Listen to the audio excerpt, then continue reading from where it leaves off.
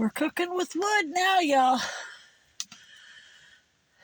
Got those affixed up there with wire. I'm going to be stacking rocks up behind that, and that will help whatever heat gets shot out the back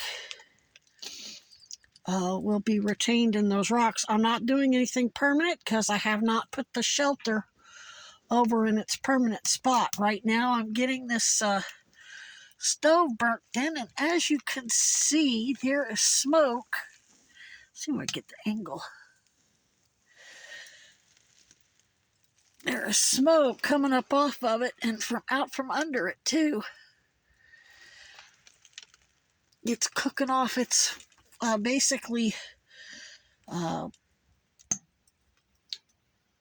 getting all of the fumes and everything out of that paint. I got all the windows open and I got the door open, and there's definitely a cold breeze blowing all the pungent fumes out, so I'm not breathing it. And I'm just in here for a minute to make a video for y'all to get my thing back on. Yeah, it's smoky in here. Well, hell. Hold on.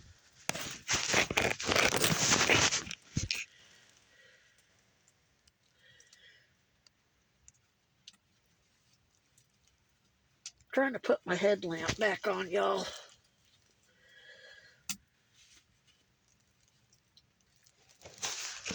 Sorry about that. Couldn't find my tripod. But that's full of rocks, and it's sitting on a good 6 or 7, 8 inches of rock there. So whatever heat goes into those legs is going to be stored in that rock. And whatever heat comes off the bottom of there is going to be stored in that rock. That's called mass thermal heat. But again, this is just temporary.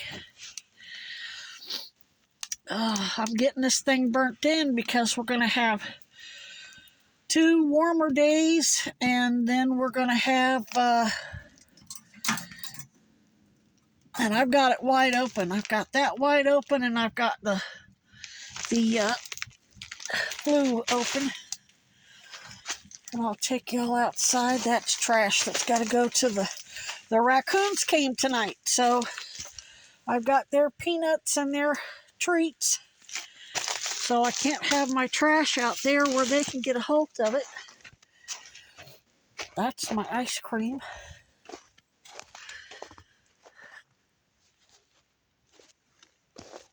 See, I got all my windows open, so I'm not breathing those fumes.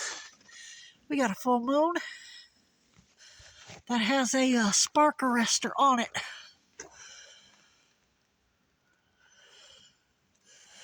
You can see that. So, and that is the stove jack that I ordered. That's also temporary. That's silicone, and I've got it zip tied to the chicken wire. But I'm gonna get a big silicone mat, like a chef's mat, for cookie sheet, and it's gonna be glued to the inside. Actually, probably glued to the outside, so any snow that falls won't melt and then drip down. Of course, it'll just drip down into the fireplace. So, but that chicken wire's cut just enough that I can put it back together when I take the stove out this summer, so the raccoons can't get into the place. I'm gonna be making, ooh-wee, it's pungent in here. Whew. Yeah, I'm gonna see all that smoke coming off of there. I thought it was coming from around that hole, but it's not. It's the paint curing.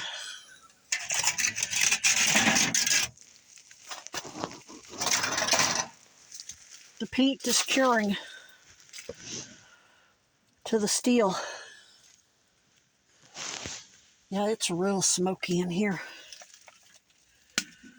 That's why you're really supposed to do this outside. But I needed to get this thing measured. I needed to get it where I wanted it, so I knew where to put because where you put your thing is very important. And I guess I could have taken it back out and then burnt it off out there, but what I'm fixing to do is get my power bank and plug my fan in and start getting some of the air out. But this will go on for a couple hours. Once I don't see that smoke in here anymore, I'll know it's ready. But yeah, well, there you go, folks. This is the and it's got an ash pan. I did get that fixed with my pliers, and I got the leg fixed. And these are for drying your gloves or socks, or put your boots on there. And I'm never going to have this thing burning 400 or 500 degrees. I don't need all that. I'm going to have this thing so well insulated that a tiny little fire, once I get a nice big bed of coals, I can throw on a few logs, and I'm up every hour and a half anyway with my sleep apnea. Or every hour. I set my alarm for every hour. I wake up, take a few breaths, sit up, get the oxygen saturation back in my blood. So it's not going to be a big deal for me to wake up every hour and feed the fire to keep it warm all night. But I got to get rid of a whole lot of crap. A whole lot of stuff has got to go. That's what I'm going to be doing for the rest of the week. So we are cooking. And this fireplace is really temporary. I think I'm going to use, I got a whole roll of 10-foot roll of the 1-inch chicken wire I'm going to use to basically, it's going to be round or square, whatever, and fill that full of rocks, so I don't have to have this thing in here or use up my milk crates for rocks. So, and then I will also make a rock wall with that chicken wire right there too, that goes all the way up. But I'm not going to get that so hot that it's going to melt that plastic. I don't need all that going on. It's really warm in here. I can see my breath, but my hands aren't cold. I'm able to operate my camera. I'm quite comfortable. My feet aren't frozen. Yeah, see, it's melting snow, so there's snow melting and coming down, and that's what that sizzling was. That glass gets mucky pretty quick, but baby wipes are the best thing to clean it.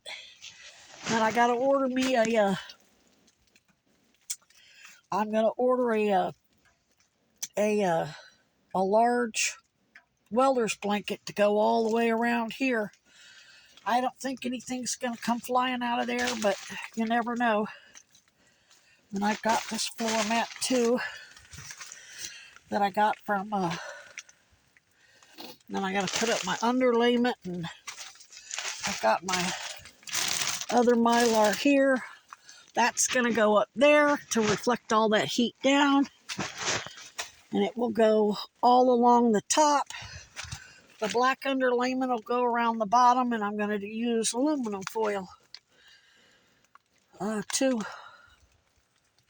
One of those will go on the floor, albeit not where the